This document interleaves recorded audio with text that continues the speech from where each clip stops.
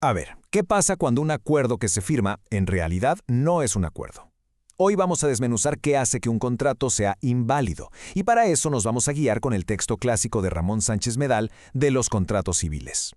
Y vamos a arrancar con una pregunta que seguro más de uno se ha hecho. Si alguien firma algo bajo engaño o porque lo presionaron, ¿de verdad ese papel vale? ¿Es legal? Para entender esto a fondo, vamos a ver 5 puntos clave. Primero, ¿qué es el consentimiento?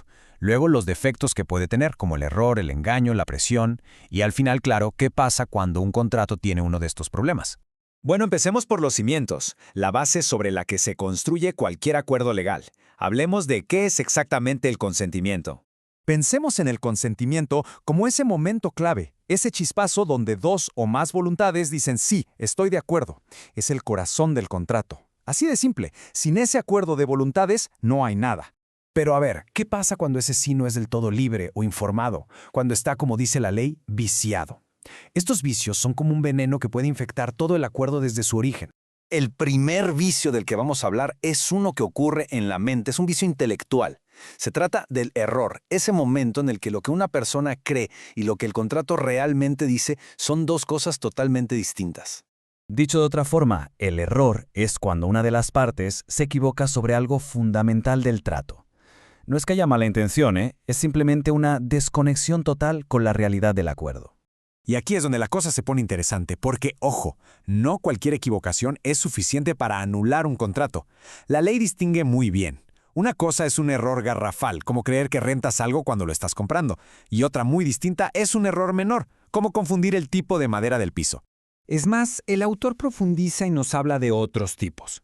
Por ejemplo, hay errores pero tan fundamentales que el contrato ni siquiera llega a nacer. Es como si nunca hubiera existido. Y hay otros, como un simple error de suma o resta, que no anulan nada. Solo se corrige la cuenta y listo.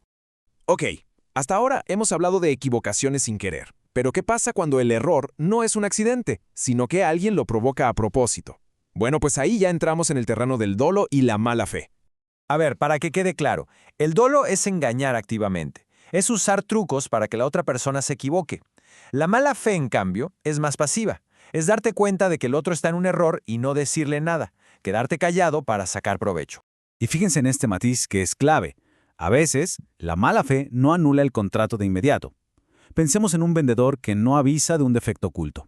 A lo mejor el contrato no se anula, pero sí le da herramientas a la persona afectada para defenderse, como pedir que le bajen el precio o de plano deshacer el trato.